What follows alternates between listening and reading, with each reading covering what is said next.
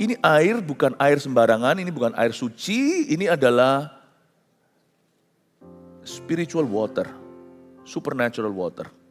Ini adalah air supranatural, di sorga ada, mengalir, tapi di sini hari ini dalam hidup kita maknanya menjadi rohani karena kita belum hidup di sorga.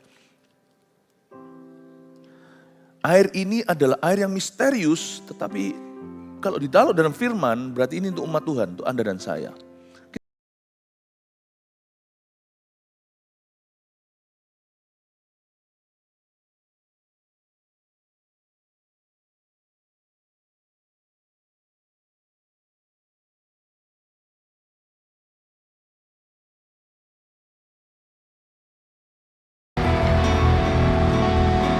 Haleluya. Selamat pagi Tuhan Yesus. Dari gerejamu, kami GMS datang ya Tuhan Yesus ke hadirat Allah untuk menyembah, menjunjung tinggi satu nama, yaitu Yesus Kristus Tuhan. Hari ini kami ingin benar-benar ya Tuhan, terhubungkan dengan sumber kehidupan, dengan sumber segala sesuatu di hidup ini, yaitu Kristus dan hadiratnya. Di luar Engkau kami tidak bisa berbuat apa-apa, bukannya tidak bisa berbuat banyak. Tidak bisa berbuat sesuatu sama sekali, karena kami butuh Engkau. Kami perlu Tuhan. Kami perlu Tuhan untuk hidup. Kami perlu Tuhan untuk berpikir apa yang kami rasakan. Kami perlu tuntunan-Mu. Kami perlu bimbingan Tuhan di dalam kehidupan berkeluarga. Kami perlu anugerah-Mu dalam bekerja, dalam pelayanan kami. Kami juga butuh pengurapan-Mu Tuhan. We need you more and more. Kami membutuhkan Engkau lebih dari sebelumnya.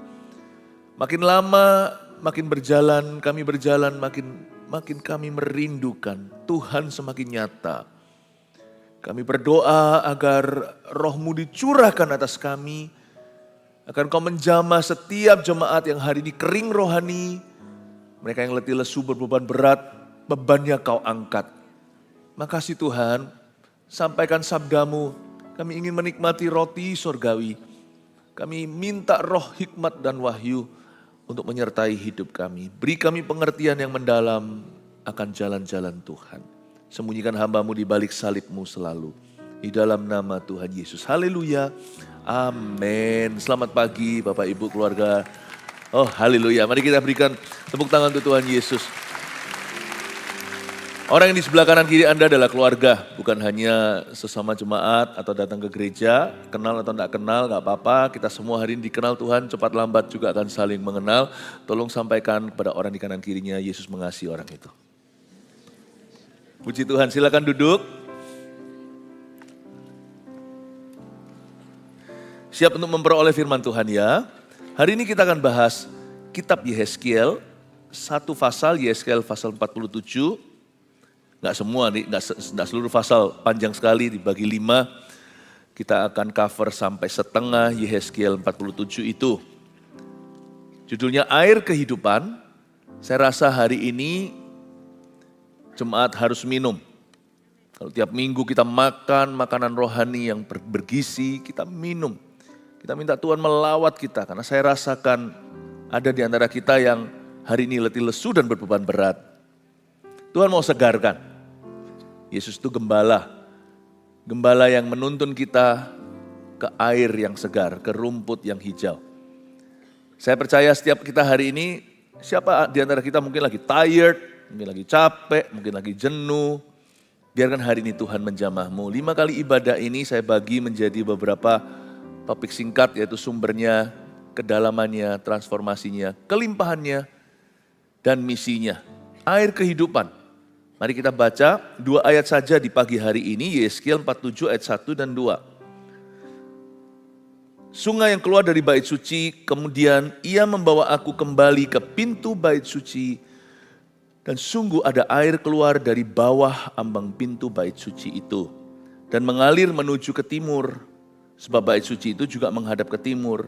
Dan air itu mengalir dari bawah bagian samping kanan dari bait suci itu, sebelah selatan mezbah. Lalu diiringinya aku keluar melalui pintu gerbang utara, dan dibawanya aku berkeliling dari luar menuju pintu gerbang luar yang menghadap ke timur. Sungguh air itu membual dari sebelah selatan. Ini sebuah air yang misterius. Bait suci tiba-tiba menggenang. Tapi air ini juga dilihat oleh Rasul Yohanes di kitab Wahyu. Waktu dia ada di Pulau Patmos, Tuhan menunjukkan sebuah wahyu. Dan di situ dia melihat bahwa dari tahta anak domba Allah yang di sorga mengalir satu sungai kehidupan. Tapi zaman dulu, udah ratusan tahun sebelumnya, seseorang melihatnya. Melihatnya dari tempat pembuangan lagi. Zaman-zaman itu adalah di saat bangsa Israel, itu adalah di zaman bangsa Israel dibuang ke Babilonia. Yehezkiel melihat dalam visi sebuah sungai, tapi sungai itu ditrace ya, dicari ternyata pangkalnya itu di bait suci. Kalau kita mau tahu hulu ke hilir, kenapa hari ini kota A banjir? Oh mungkin dari atas gunung itu mengalir. Air itu bisa ditemukan pangkalnya. Kalau di Israel, sumber air dari mana? Sumber air itu dari Hebron. Dari atas sana turun sungai Yordan. Turun ke selatan, Laut Mati berubah jadi mineral. Utara Israel itu, ya, Hermon. Saya tadi bilang Hebron ya. Hebron bukan di utara, di selatan. Hermon, ya, Gunung Hermon. Itu kalau lagi winter, lagi puncaknya dingin, nggak terlalu dingin sih kalau di Timur Tengah. Itu tapi cukup menjadi salju di atas gunung situ putih, tempat ski. Kalau semuanya di Mesir di mana? Makanya itu ketika Tuhan menjatuhkan Tula, itu orang Mesir pusing keliling. Bahkan belum sampai ke anak sulung mati. Itu sungai Nil jadi darah, itu luar biasa. Itu berarti orang-orang Mesir pusing 7 keliling, pusing kepala. Mereka harus menggali dari tanah untuk cari meter-meteran di bawah sebuah air segar. Sungai Nil itu adalah water source atau sumber air. Sumber air yang dilihat oleh Yehezkiel malah justru mata airnya ada di bait suci, persis di bawah altar. Kalau di gereja hari ini itu di bawah panggung tempat puji-pujian diangkat, tempat khotbah, tempat firman Tuhan diberitakan. Masa di bawah sini ada mata air? Kalau di bait suci begitu. Dan Yehezkiel bukan seorang diri melihatnya, nanti ratusan tahun kemudian seorang rasul, bukan hanya seorang nabi, melihatnya pula. Ini air bukan air sembarangan, ini bukan air suci, ini adalah spiritual water, supernatural water. Ini adalah air supranatural, di sorga ada, mengalir, tapi di sini hari ini dalam hidup kita maknanya menjadi rohani karena kita belum hidup di sorga. Air ini adalah air yang misterius, tetapi kalau ditaruh dalam firman, berarti ini untuk umat Tuhan, untuk Anda dan saya. Kita baca lagi ayat pertama. Kemudian ia membawa aku kembali ke pintu bait suci, berhenti di situ. Biasanya kalau membahas seperti ini, yang lebih klise adalah kita bahas dari sisi pintu. Yohanes 10, akulah pintu. Semua yang masuk sebelum aku, yang lompat jendela itu maling semuanya. Iblis datang untuk mencuri, membunuh, membinasakan. Akulah pintu. Ya kita tahu itu Yesus. Gak ada urapan di luar Yesus. Kita gak bisa berbuat apa-apa di luar Tuhan. Yesus pokok dan kitalah carangnya, tinggallah di dalamnya. Yesus pokok dan kitalah carangnya, tinggallah di dalamnya. Yesus pokok dan kitalah carangnya, tinggallah di dalamnya. Pastilah kau akan berbuah.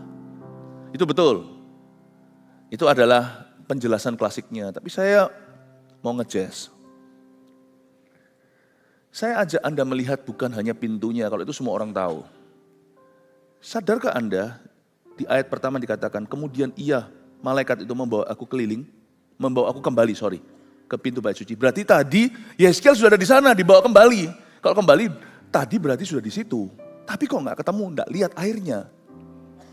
Jangan kecewa jikalau ronde 1 Anda belum alami apa-apa. Loh tadi loh aku di sana, mungkin kita ngomong sama anak kita, mama tadi sudah di situ, nggak lihat. Nggak lihat ada penjualnya, pergi lagi mah. Nggak mungkin, mama itu nggak buta.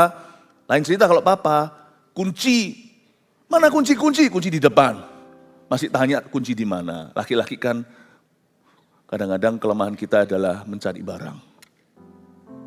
Mama itu jeli. Enggak mah, sekali lagi. Kembali mah, waktu kembali lihat ternyata ada di meja. Oh ternyata ada orang yang dicari. Ternyata penjualnya masih di sana. Jangan mudah lempar handuk putih dan quit. Kadang-kadang waktu kita kembali baru kita ketemu. Nggak tahu dia sudah lama di situ, tapi Yehezkiel dalam penglihatan itu belum melihat apa-apa. Dia hanya lihat sebuah pintu. Kalau udah lihat sebuah pintu, so what gitu. Tapi yang Tuhan mau tunjukkan dia belum kelihatan. Tuhan bawa dia kembali lewat seorang malaikat. Balik kucing kembali lagi ke sana. Waktu dia kembali kedua kali, ketiga kali, entah berapa kali. Mungkin sudah diajak muter-muter terus ke sana. Tapi kali ini, meskipun semalam-malaman aku tidak dapat ikan. This morning, pagi ini, aku akan menangkap ikan-ikan besar 153 jumlahnya. Hanya karena Tuhan menghendaki aku untuk kembali, pergi ke situ lagi, cari lagi. Aku tahu kalau Tuhan berfirman, dia nggak salah, aku akan alami sesuatu. Meskipun Tuhan itu sumbernya, sumber segala sesuatu, tidak berarti sekalipun Tuhan sudah taruh di situ, kau langsung menemukannya. Dia bekerja semua indah pada waktunya, in His time. Jangan mudah kecewa sama sumbernya. Karena kita merasa Tuhan itu sumbernya Tuhan harus kasih sekarang. Atau tadi, kalau nggak ketemu berarti Tuhan ingkar janji. No, everything itu in His time. Saya nggak tahu kenapa Tuhan ajak dia berputar dulu. Mungkinkah Tuhan bantu supaya Yehezkiel ready? Mungkin dari dulu sudah di situ, cuma dia belum punya kapasitas rohani. Maunya sih kita hari ini langsung promosi. Maunya langsung jadi besar. Gak tentu loh, itu baik bagimu sekarang. Pokoknya yang penting manusia itu selain berusaha, dia belajar berserah. Berserah penuh pada Tuhan. Serahkanlah seluruh perbuatanmu kepada Tuhan, maka terlaksanalah segala rencanamu. Bahkan Tuhan bisa tuntun kita sesuatu yang bukan rencana kita lebih bagus dari rencana manusia. Kemudian dia membawa aku kembali ke pintu bait suci. Yang penting balik ke Yesus, balik ke firman. Waktu kecil dulu, jari kita itu bukan hanya jari kita yang keringatan. Anak-anak zaman dulu belum zamannya gadget, tubuh kita yang berkeringat. Zaman dulu salah satu permainan yang saya sangat hobi, saya suka sekali main dengan teman-teman saya adalah benteng-bentengan. Mungkin anak Gen Z nggak tahu, beberapa om tante di sini ngerti. Siapa pernah main benteng-bentengan? Nah, seru loh itu ya. Kita mesti lain kali ya, yang usia gocap atas kita adakan reuni. Gereja adakan permainan benteng-bentengan. Tapi habis itu siap semua koyo. Semua salepnya. Benteng itu selalu kembali, kenali bentengmu. Di situ kau kuat, nggak bisa ditangkap musuh. Ditangkap musuh pun kalau kita segar, kita bisa lari selamatkan teman. Benteng orang Kristen itu Kristus. Balik ke firman, balik ke Roh Kudus. Sembah Tuhan dalam roh dan kebenaran itu benteng iman. Kembali ke pintu. Balik sana, belum mengalami sesuatu, balik lagi. Belum mengalami sesuatu, balik lagi. GR dulu somehow, suatu kali nanti waktu aku kembali, aku kan ketemu dengan sumber air itu. Amin Bapak Ibu Saudara. Kita baru satu kalimat, belum satu ayat. Saya ajak Anda untuk memahami suatu kebenaran yang sangat profound. Kebenaran yang sangat dahsyat. bahwa Kristus selalu ada di sana. Anda alami atau apakah Anda sudah mengalaminya atau belum mengalaminya. He will never leave you. Dia tidak akan pernah pergi hengkang. Tuhan Yesus tidak seperti seseorang yang mengecewakan, yang kalau semuanya gimana kita kembali ke sana lagi, orangnya sudah nggak di sana. Seperti mitra kerja, seperti partner bisnis, janji-janji, tapi setelah itu, waktu pada saat aku mau klaim kembali bagianku, datang ke sana, bahkan kantornya pun sudah tutup, orang itu raib, tidak tahu kemana. Your God, He's always here. Bentengmu itu tidak jalan-jalan, dia tidak pergi, dia berkata, aku patok. Kokohkan patok-patokmu, Yesaya 54. Patok kita yang utama adalah Kristus dan kesetiaannya.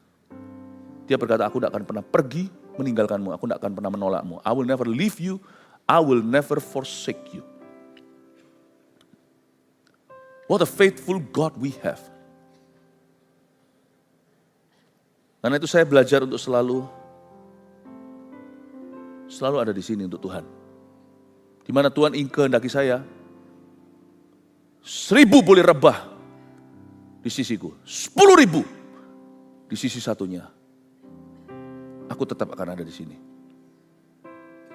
Apapun yang Tuhan suruh saya lakukan, dan kalau Tuhan memanggil saya untuk hal demikian, I will linger, I will stay. Saya akan stay. Saya belajar untuk mengerti, menghayati, dan meneladani the faithfulness of my God, kesetiaan Allah kita. Amin Bapak Ibu Saudara. Saya tipe orang begini karena saya pengikut Kristus, yaitu dalam pernikahan, ya kita semua pernikahan itu kan pasti saling menajamkan, pasti ada kelebihan kekurangan, tapi harus ada yang komitmen dulu. Kalau bisa dua-dua, minimal salah satu. I'm staying in this marriage. Meskipun tidak sempurna. Aku akan mengerjakannya bersama dengan Kristus untuk menjadi sempurna. Dalam pelayanan juga sama. I'm staying. Pelayanan tidak sempurna, gesekan terjadi. Saya tetap ada di sini. Saya bukan tipe orang yang harus digandolin.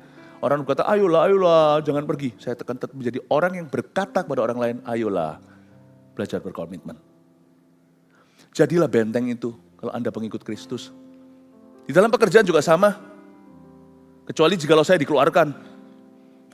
Ya, saya akan belajar setia dengan pekerjaan. Saya belajar untuk mencintai pekerjaan saya. Apapun yang Tuhan embankan. Saya belajar untuk sungguh-sungguh mengasihi itu.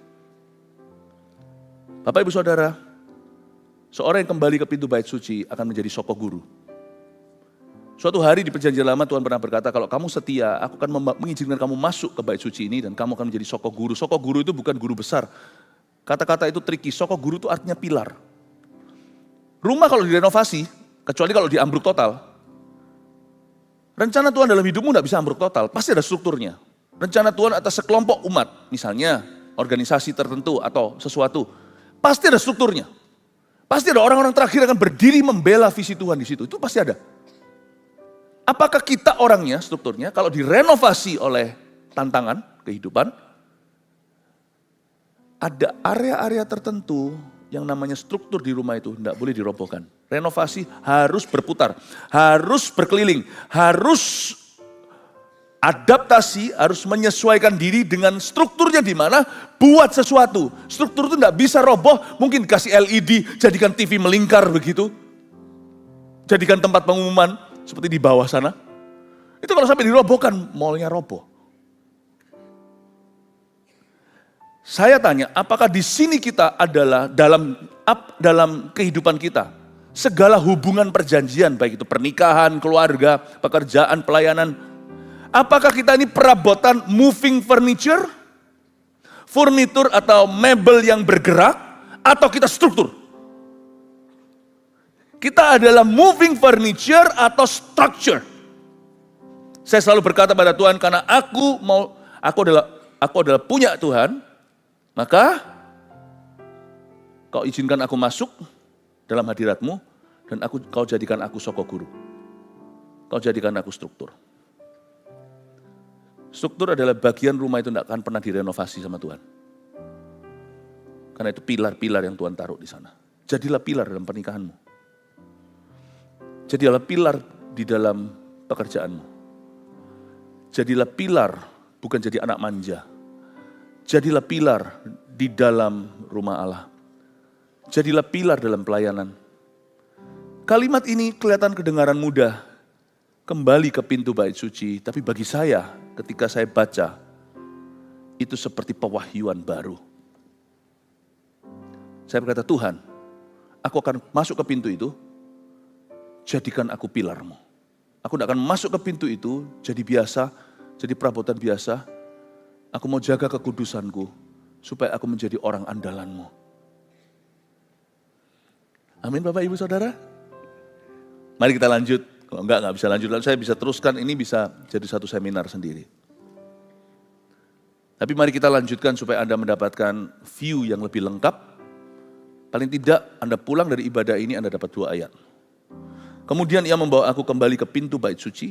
Dan sungguh ada air keluar dari bawah ambang pintu bait suci itu. Saya sudah selidiki, ambang pintu bait suci adalah juga tempat altar bangsa Israel waktu masuk ke bait Allah. Mereka harus mempersembahkan korban di sana. Jadi air yang keluar dari bawah ambang pintu bait suci menunjukkan bahwa sumber kehidupan itu saat Anda menyerahkan kehidupan. Sumber segala berkat di hidupmu itu selalu bermula di saat Anda mempersembahkan hidup Anda kepada Tuhan. Dari situlah ada air kehidupan. Kok bisa ya sungai ini pangkalnya, the fountain head namanya. Fountain itu kan mata air, tapi headnya, kepalanya itu bisa ada di bawah pintu bait suci itu. Remember this, segala sesuatu yang Tuhan mau berikan di hidupmu selalu dimulai dari hadiratnya. Pintu bait suci masuk ke sana itu hanyalah imam besar yang boleh masuk ke situ. Harus jaga kekudusan. Karena waktu mereka masuk hadirat Tuhan, hatinya harus siap. Ini bukan sekedar sebuah hall atau sebuah ruangan. Di bawah ambang pintu bait suci itu, pintu adalah satu perabot untuk membuat kita masuk ke sebuah ruangan. Ruangan itu sendiri, ini ruangan bait suci, lambang hadirat Allah. Semua segala sesuatu yang Tuhan hendak beri di hidupmu itu selalu startnya di sini. Inilah kartu perdananya, when you surrender your life to Him. Waktu kau serahkan hidupmu kepadanya.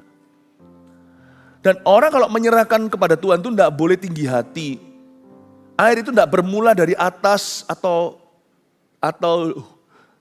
tidak dari ceiling atau dari plafonnya. Air itu dari ambang pintu.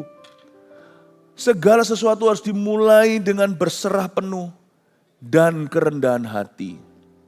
Kalau Anda membaca di sini air keluar dari bawah ambang pintu bait suci, everything starts below. Saya kalau lagi ngalami saya nggak ngalami kering rohani, tetapi kalau saya mulai rasa dahaga, saya seringkali bukan waktu kita bersama, waktu saya sendirian, saya berlutut. Saya suka sekali pergi ke tempat yang rendah, karena di situ ada air. Di tempat tinggi tidak ada airnya. Mau basah rohani, merendah. Air itu bukan dari atas pintu, tapi dari bawah. Merendah, berdoa, berlutut, bersujud, tersungkur menangis di kaki Yesus. Entah kenapa ya, 5 menit masuk hadirat Allah kalau saya lagi sendirian gitu ya, saya masih bisa berdiri. Tapi setelah 50 menit, saya biasanya menemukan diri saya sudah tersungkur di lantai.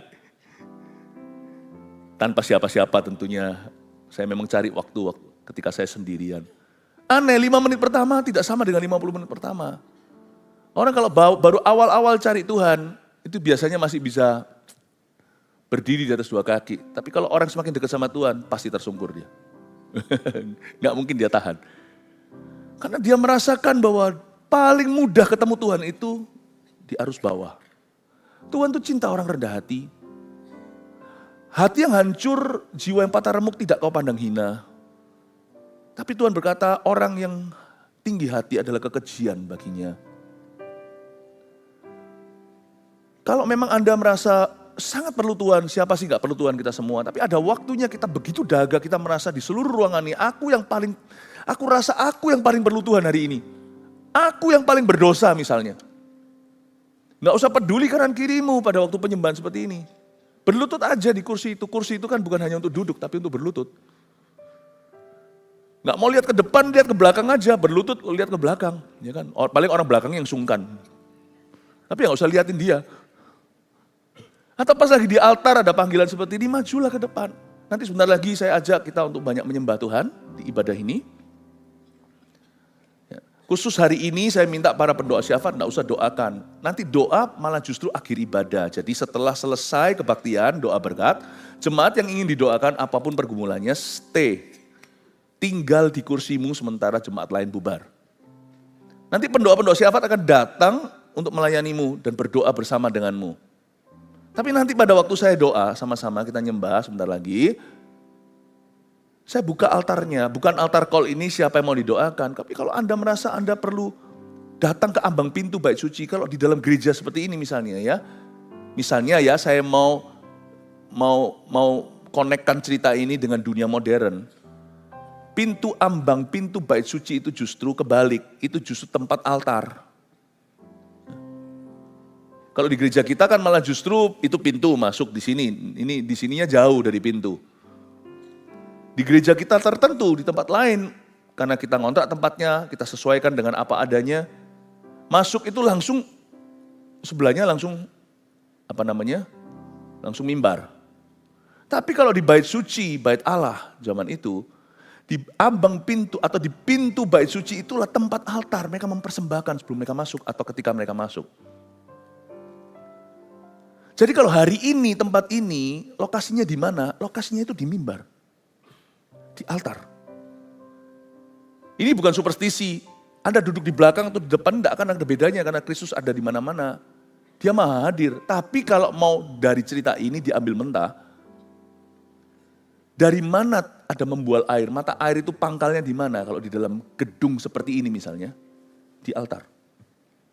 Di sini loh, mata airnya membual. Nanti kalau Anda merasa Anda mau maju, nggak usah malu, nggak usah peduli kanan kirinya, maju aja di sini, berlutut di sini. Nyembah Tuhan sama-sama saya nanti. Kalau saya sudah selesai ajarkan ini. Amin Bapak Ibu Saudara. Saya percaya ketika Anda datang ke kaki Kristus, ketika kita berlutut bersujud, dari dalam dirimu akan mengalir aliran kehidupan. Orang Kristen itu aneh sumber airnya. Karena orang lain harus cari macam-macam berupa mantra, sesuatu jimat. Orang Kristen tidak punya apa-apa. Segala sesuatu yang dia miliki di sorga itu Tuhan taruh di dalam dirinya. Kalau dia sudah punya Yesus, kalau dia sudah terima Yesus. Makanya itu Yesus berkata begini pada waktu suatu hari ada perayaan di Yerusalem. Dia berkata, barang siapa haus, barang siapa percaya firman Tuhan, firman suci adalah benar. Dari dalam dirinya akan mengalir air kehidupan yang memancar sampai hidup kekal. Dari dalam dirinya. Makanya itu tadi Yehezkiel nggak ketemu air itu. Mungkin dia asumsi air pasti ketemu dari mana ya. Dia lihat apakah atas ada basah, ada bocor. Dari mana ya? Dicari kemana-mana, tidak ada sungai. Ternyata selama ini sudah ada di bawah kakinya. Waktu dia berdiri di atas mimbar bicara pada umat, dia sebagai nabi penyambung lidah Allah. Dia nggak sadar bahwa air itu dari bawah. Dari bawah tempat berpijak kakinya. Dan dia berlututlah berkata ternyata di bawah sini ada airnya. Kita cari ke seluruh dunia, kita kira money can make you happy. Kita kira nanti di like followernya banyak. Kita kira nanti mendapat pengakuan dari siapa. Kita cari ke kanan kiri. Ternyata yang memuaskan hatimu sudah Tuhan taruh di dalam. Kalau kita mau rendah hati aja pergi ke ambang. Kita mau merendahkan hati di hadapan Tuhan dan berkata, Lord, you are all I need. Mengalir sungai itu kehidupan. Saya kira saya burn out. Saya cari healing di mana-mana. Saya kalau bisa, saya tak cuti lama. Saya kalau bisa, saya mau jalan-jalan. Saya kalau bisa, pasti senang saya kalau bisa beli segala-segala. Makanya itu, aku percaya kekayaan adalah jawaban. Ternyata Enggak. Enggak. Kalau kita mau ke ambang pintu aja, kita merendah dan hanya berkata, Lord, you are the strength of my life. Kaulah kekuatanku. Allah sumber kekuatanku dan bagianku. Tiada padaku di sorga kecualimu, kecuali engkau Tuhan. Dan tidak ada yang kuingini di bumi selain daripadamu. Kalau kita bisa datang membawa pengakuan iman kita dan berkata, Lord, you're all I need. Kaulah satu-satunya yang kubutuhkan Tuhan. Kau satu-satunya yang kuperlukan. Dari mana kesegaran ini ya? Anda kan kaget. Anda tidak minum air apa-apa. Anda tidak lihat apa-apa di luar Anda. Segala sesuatu belum berubah di sekelilingmu. Tiba-tiba disegarkan dari dalam. Seperti ada satu hal itu menetas di dalam dirimu. Seperti ada sesuatu yang pecah dan keluar airnya. Ternyata yang pecah itu adalah egomu. Kesombonganmu. Asumsimu. Penghakimanmu akan orang lain. Ternyata sekarang saya baru menemukan, the problem is lying in me. Masalahnya itu di dalam diriku. And the solution is also in me. Solusinya juga di dalam diriku. Sewaktu saya datang ke ambang pintu dan berkata, Lord, you're all I need. Kau satu-satunya yang kuperlukan. Aku tahu Tuhan Yesus. Aku dapat melakukan segala perkara di dalam Dia yang memberiku kekuatan. You're the strength of my life. Kaulah kekuatan hidupku. Tiba-tiba ada sesuatu yang meretas di sini. Menetas. Pecah. Loh kok segar ya? Kok saya tidak burn out ya? Loh kok saya tidak menyalahkan orang lain ya?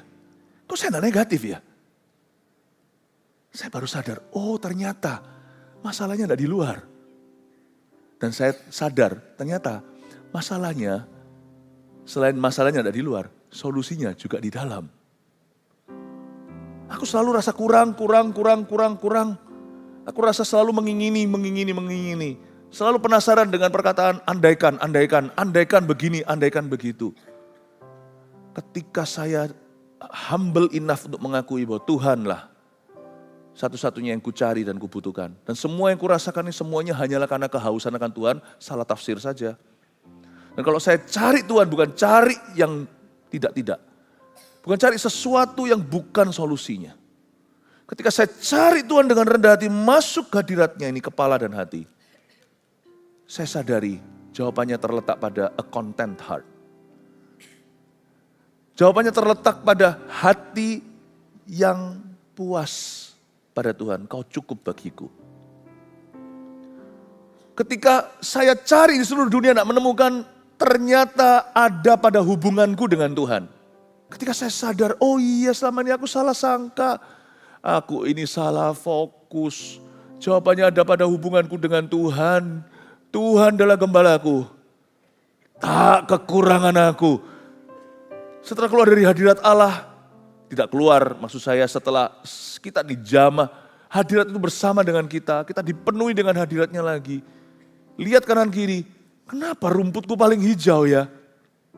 Kenapa airku paling tenang ya? Tidak kuingini. Karena Kristus adalah gembalaku, cukup bagiku. Wow. Airnya orang Kristen itu unik dari dalam. Air keruh juga dari dalam soalnya. Tergantung Anda mau minum dari kedagingan Anda dan pikiran Anda yang duniawi, atau Anda mau minum dari pikiran Kristus dan dari Roh Kudus. I choose to always drink from my spirit, not from my flesh. Because I would be a scary person if I drank from my flesh. Saya selalu memilih untuk minum dari rohku, karena di situ tinggal Roh Kudus daripada dari dagingku. Karena kalau saya minum dari daging saya akan menjadi monster. Karena saya keturunan Adam.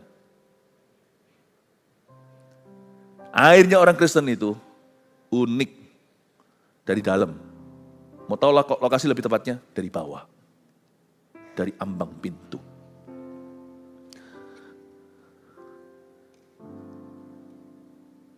Ayat 1 dihabiskan dulu. Kemudian ia membawa aku kembali ke pintu bait suci dan sungguh ada air keluar dari bawah ambang pintu bait suci itu dan mengalir menuju ke timur. Sebab bait suci juga menghadap ke timur. Dan air itu mengalir dari bawah bagian samping kanan dari bait suci itu sebelah selatan mezbah. Saya tidak akan jelaskan Sisanya karena kalau saya jelaskan 13 menit tidak akan cukup.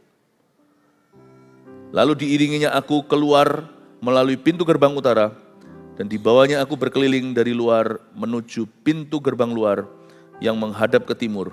Sungguh air itu membual dari sebelah selatan. Udah jangan bingung dengan mata angin. Saya paling bingung sebenarnya dengan arahan angin. Tapi orang-orang Indonesia itu hebat. Kalau saya tanya jalan dulu ya, misalnya zaman dulu belum ada GPS, belum ada aplikasi. Dulu saya masih ingat ketika pergi dengan orang tua lihat map atau lihat peta, nggak tahu jalannya, tanya sama mas-mas di jalan, turun dulu dari mobil, mas tanya mas, ini di mana? Oh itu, terus aja jalan ya, Bang Jo bablas, itulah Jawa Tengah berarti ya. Atau nanti setelah ketemu toko ini sebelah timur. Setelah timur jalan terus ke selatan, anak kecil saya bilang, timur, selatan, utara. Ya selatan, setelah itu berhenti di sana, persis tokonya ada di barat. Bingung gak? Kalau kita sih saya sih lebih primitif.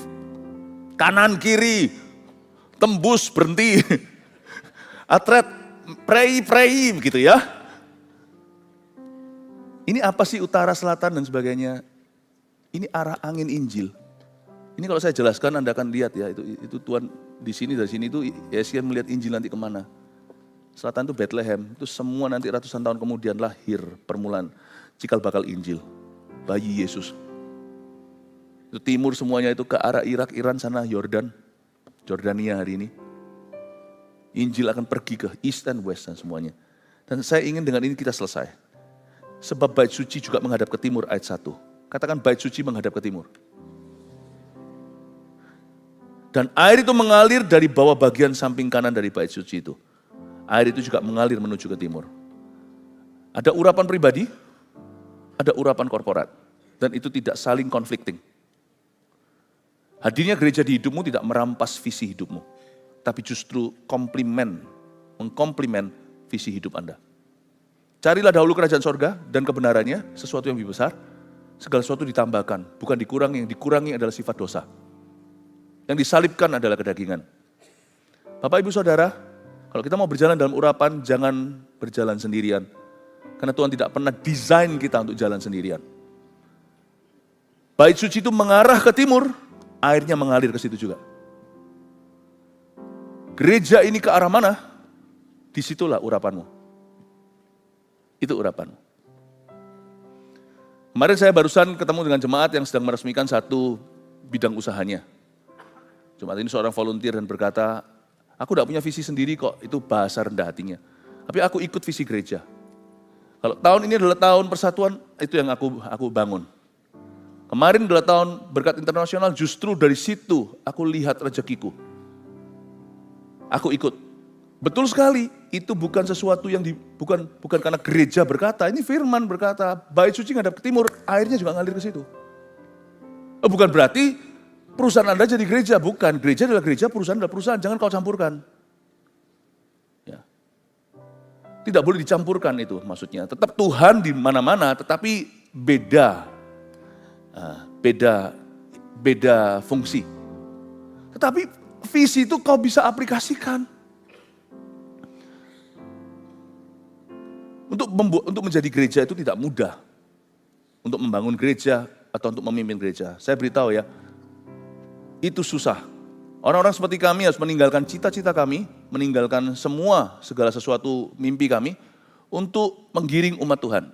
Siang, malam, pagi, petang kami mendoakan, meskipun tetap sampai hari ini pun tidak ada gereja yang sempurna, tapi kami mengejar itu terus. Supaya visi yang kami jalankan itu sesuai dengan hati Tuhan bagi jemaat, dan supaya jemaat waktu ikut visi itu tidak tersesat. Tapi justru memperoleh berkat. Itu tidak gampang, makanya itu serahkan kepada kami yang memang full time, full heart untuk itu. Sedangkan orang-orang yang kerja di dunia kerja nggak bisa mikirkan untuk jemaat pada luasnya, mikirkan arahnya kemana, mikirkan arah hidupmu aja sudah pusing 7 keliling. Serahkan pada kami. Makanya bergereja dengan benar itu sangat-sangat krusial sekali, sangat-sangat penting sekali. Ya. Makanya kami pastikan bahwa visi yang ada pada gereja itu adalah Injil dan pemberitaan Injil. Ya, merintis gereja adalah metodenya yang terbaik untuk bisa memastikan Injil terus diberitakan di komunitas itu. Tetapi Injil amanat agung. Visi gereja tidak boleh masuk. Dia keluar ke timur, pergi ke selatan, menyebar. Gereja, kalau hati-hati kalau kita salah visi, liarlah rakyat. Kalau kita visinya itu adalah ke diri sendiri, atau hanyalah visinya itu untuk sesuatu, untuk tujuan-tujuan yang egois, hanya untuk kepentingan kita saja, maka kita juga akan salah arah. Doakan kami selalu sebagai gereja supaya kita selalu jadi berkat buat jemaat. Visi-visi kita selalu benar, selalu diarahkan oleh Roh Kudus, dan selalu keluar. Nggak gampang untuk keluar. Banyak orang kan menentangnya. Paling gampang adalah lebih gampang untuk menjadi gereja yang biasa-biasa. Ketika kita bawa visi itu keluar, di situ akan banyak tantangannya. Tapi saya tahu, dengan visi yang benar, jemaat akan semakin diberkati, bukan akan dikurangi. Amin, Bapak Ibu Saudara. Doakan kami terus supaya urapan korporat di gereja ini semakin bertambah, bukan semakin berkurang. Dan supaya jemaat juga semakin diberkati Tuhan karenanya. Jesus loves you. Mari kita sama-sama bangkit berdiri, kita berikan tepuk tangan untuk Tuhan. Haleluya. Jemaat yang dikasihi Kristus, pulanglah membawa damai sejahtera. Sungguh sumbernya yaitu Allah Bapa, Allah Putra, Allah Roh Kudus yang memberkati hidupmu. Diberkatilah keluar masukmu, diberkatilah lumbungmu, diberkatilah anak panamu, diberkatilah keluargamu, diberkatilah pekerjaanmu dan pelayananmu. Berbuah lebatlah 30, 60, 100 kali ganda untuk kemuliaan Bapa. Bawalah suatu keyakinan iman mulai hari ini diperbaharui dan berjalan dengan Kristus terus. Jangan putus sampai Yesus datang kembali. Tuhan Yesus memberkatimu. Bawalah pulang damai ini di dalam nama Tuhan Yesus Kristus. Haleluya. Amin. God bless you.